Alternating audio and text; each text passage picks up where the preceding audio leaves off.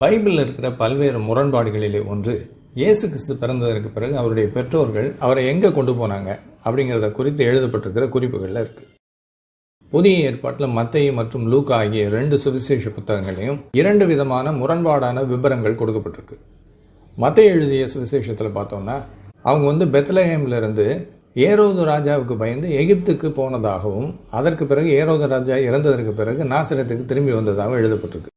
ஆனால் லூக்கா எழுதிய சுவிசேஷத்தில் அவங்க நாசரேத்துக்காரங்க, அங்கேருந்து பெத்லஹேமுக்கு வராங்க மக்கள் தொகை கணக்கெடுப்புக்காக. அங்கே தேவாலயத்துக்கு போய் சில சடங்குகளெல்லாம் செஞ்சு முடிச்சுட்டு அங்கேருந்து நேராக நாசரேத்துக்கு திரும்பி வந்துடுறாங்க. அவங்க எகிப்துக்கு போகலை. அப்போது இந்த 2 கதையும் உண்மையாக இருக்கிறதுக்கு வாய்ப்பு இல்லை. ஒன்று, அவங்க எகிப்துக்கு தப்பி போயிருக்கணும், அல்லது பெத்லஹேம்லேருந்து நேரடியாக நாசரேத்துக்கு திரும்பி வந்திருக்கணும். ரெண்டுமே ஒன்றுக்கு ஒன்று முரண்பாடாக இருக்கும் பொழுது இதில் எது உண்மை அப்படின்னு நம்ம பார்க்க வேண்டியிருக்கு. இங்கே தான் நமக்கு ஒரு சுவாரஸ்யமான விஷயம் தெரிய வரும். என்ன அப்படின்னா, மத்தேயு எழுதியிருக்காருல, அவங்க எகிப்துக்கு தப்பி போனாங்க ஏரோது ராஜாவுக்கு பயந்து அப்படின்னு. அது ஒரு பொய். இதை பற்றி ஏற்கனவே வேறொரு வீடியோவில் விரிவாக நம்ம பார்த்துருக்கோம். எகிப்துக்கு அவங்க தப்பிச்சு போனாங்க ஏரோது ராஜாவுக்கு பயந்து, ஏரோது ராஜா இறந்ததற்கு பிறகு அங்கிருந்து திரும்பி வந்தாங்க அப்படின்னு சொல்லி மத்தேயு எழுதியிருக்கிற கதை, இயேசு கிறிஸ்து பழைய ஏற்பாட்டில் இருக்கிற ஒரு தீர்க்க தரிசனத்தை நிறைவேற்றினார் என்று மக்களை நம்ப வைக்கிறதுக்காக.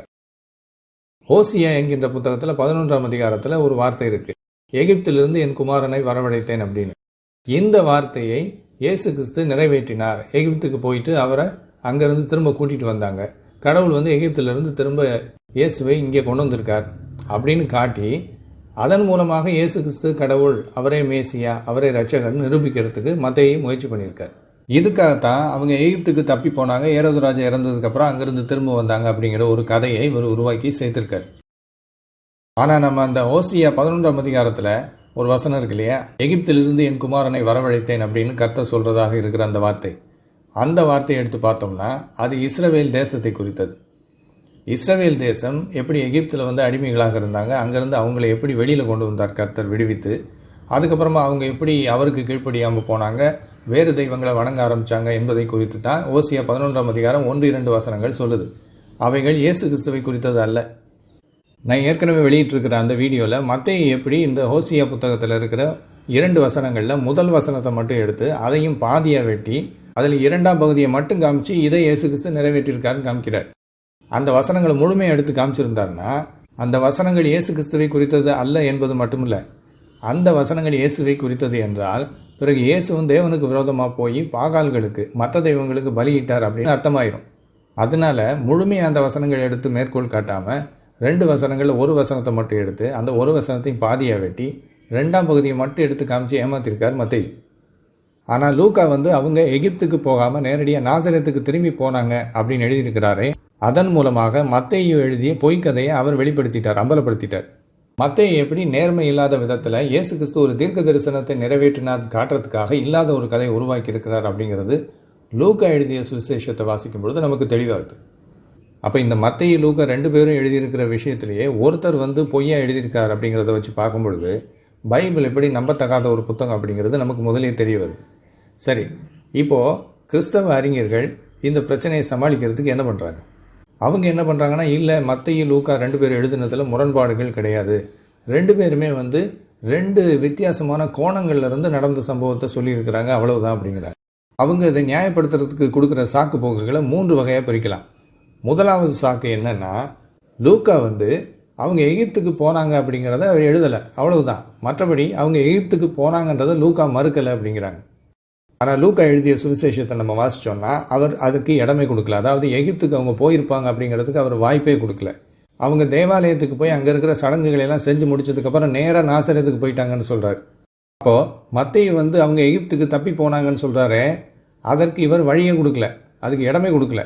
நேராக இங்கேருந்து நாசரேத்துக்கு திரும்பி போயிட்டாங்கன்னு அவர் தெளிவாக எழுதியிருக்கார். அப்போ அந்த குடும்பம் எகிப்துக்கு போனாங்கன்ற அந்த கதையவே லூக்கா மறுக்குது.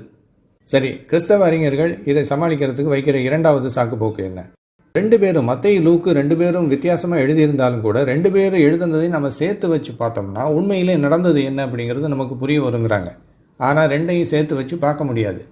ஏன்னா மத்தேயு சொல்கிறார் அவங்க இங்கேருந்து எகிப்துக்கு போயிட்டாங்க அப்படின்னு, லூக்கா சொல்கிறார் அவங்க இங்கேருந்து நேராக நாசரேத்துக்கு போயிட்டாங்கன்னு.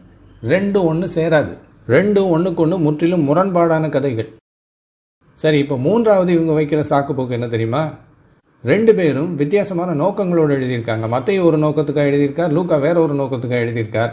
மத்தேயு எழுதிய நோக்கம் என்னவென்றால், இயேசு கிறிஸ்துவை அவர் ஒரு புதிய மோசையாக காட்ட விரும்புகிறார், புதிய ஏற்பாட்டின் மோசையாக காட்ட விரும்புகிறார். அதனால அவங்க எகிப்துக்கு போயிட்டு திரும்பி வந்ததாக மத்தேயு எழுதியிருக்கார். ஆனால் லூக்கா இயேசுவை ஒரு தாழ்மை உள்ளவராக காட்ட விரும்புகிறார். அதனால் அவர் நாசரேத்துக்கு திரும்பி போனதாக, நாசரேத்து ஊரை சேர்ந்தவர் என்பதை முக்கியத்துவப்படுத்தி அவர் எழுதியிருக்கார் அப்படின்னு சொல்லி விளக்கம் கொடுக்குறாங்க. சரி, அப்படின்னா இதுலேருந்து என்ன தெரிய வருது? லூக்காவும் சரி மத்தேயும் சரி உண்மையை எழுதணுன்ற நோக்கத்தில் எழுதலை. 2 பேருமே அவங்கவுங்களுக்குன்னு ஒரு திட்டத்தை வச்சுருக்கிறாங்க. மக்கள்கிட்ட என்ன சொல்லி மக்களை என்ன நம்ப வைக்கணும் அப்படின்னு. அதுக்கேற்றபடி அவங்கவுங்களா கதையை வடிவமைச்சிருக்காங்க, நடந்ததை எழுதலை.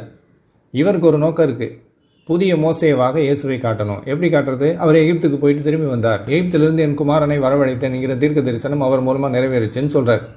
லூக்காவுக்கு அந்த திட்டம் இல்லை. அதனால் எகிப்துக்கு போனார்ன்ற ஒரு கதையை அவர் உருவாக்கலை. அவர் நேரடியாக நாசரத்துக்கு திரும்பி போயிட்டாங்கன்னு எழுதி வச்சிருக்கார். அப்போ இந்த 2 பேருக்கும் உண்மை எழுதணுங்கிற நோக்கம் கிடையாது. அப்போ இதுலேருந்து முடிவாக நமக்கு என்ன தெரியுது? முரண்பாடுங்கிறது ரொம்ப தெளிவாக இருக்குது. அதை மறுக்க முடியாது. மத்தேயு அவங்க பெத்லஹேம்லேருந்து எகிப்துக்கு போயிட்டு அப்புறமா நாசரத்துக்கு வந்தாங்கன்னு எழுதியிருக்கார். ஆனால் லூக்கா அவங்க பெத்லஹேம்லேருந்து நேரடியாக நாசரத்துக்கு போயிட்டாங்கன்னு பதிவு பண்ணியிருக்கார். லூக்காவின் சுவிசேஷம் மத்தேயுவின் சுவிசேஷத்தில் இருக்கின்ற பொய்யை அம்பலமாக்குது. அப்போ மத்தேயு சுவிசேஷத்தை எழுதிய அந்த நபர் எப்படி பழைய ஏற்பாட்டில் இருக்கிற வார்த்தைகளை எடுத்து அதை புரட்டி அதனுடைய பின்னணியை மறைச்சு இயேசுவை குறித்த தீர்க்க தரிசனம்னு பொய்யா காமிச்சு அது இயேசு கிறிஸ்து மூலமாக நிறைவேறுச்சு அப்படின்னு சொல்லும் பொழுது இந்த பைபிளை எழுதிய ஆசிரியர்கள் எவ்வளவு நேர்மை இல்லாதவங்களா இருந்திருக்கிறாங்க அப்படிங்கிறது புரிய வருது. அதன் மூலமாக பைபிள் எப்படி நம்பத்தகாத புத்தகம் என்பதும் நமக்கு தெளிவாகுது. ஆனால் இந்த பிரச்சனை அன்னையோட முடியல. இன்னைக்கு வரைக்கும் கிறிஸ்தவ அறிஞர்கள் இந்த முரண்பாட்டை அவர்கள் தெளிவாக பார்த்தாலும் கூட, இப்படிப்பட்ட முரண்பாடுகளும் பொய்களும் பைபிளில் இருக்குன்னு அவங்களுக்கு தெரிஞ்சாலும் கூட அதை ஒத்துக்காம அதை சமாளிக்கிறதுக்காக வார்த்தைகளை மாற்றி போட்டு அதுக்கு இப்படி அர்த்தம் இல்லை அப்படி அர்த்தம், அதை நம்ம இப்படி பார்க்கக்கூடாது இப்படி பார்க்கணும் அப்படின்னு சொல்லி சமாளித்து கிறிஸ்தவர்களை ஏமாற்றிக்கிட்டு இருக்கிறாங்க, உலகத்தையும் ஏமாற்றிக்கிட்டு இருக்கிறாங்க. அதாவது பைபிளை எழுதிய அந்த ஆசிரியர்கள் தொடங்கி வச்ச அந்த நேர்மையில்லாத கலாச்சாரத்தை இன்னைக்கு வரைக்கும் அப்படியே கடைப்பிடித்து கொண்டிருக்கிறார்கள் கிறிஸ்தவ போதகர்களும் அறிஞர்களும்.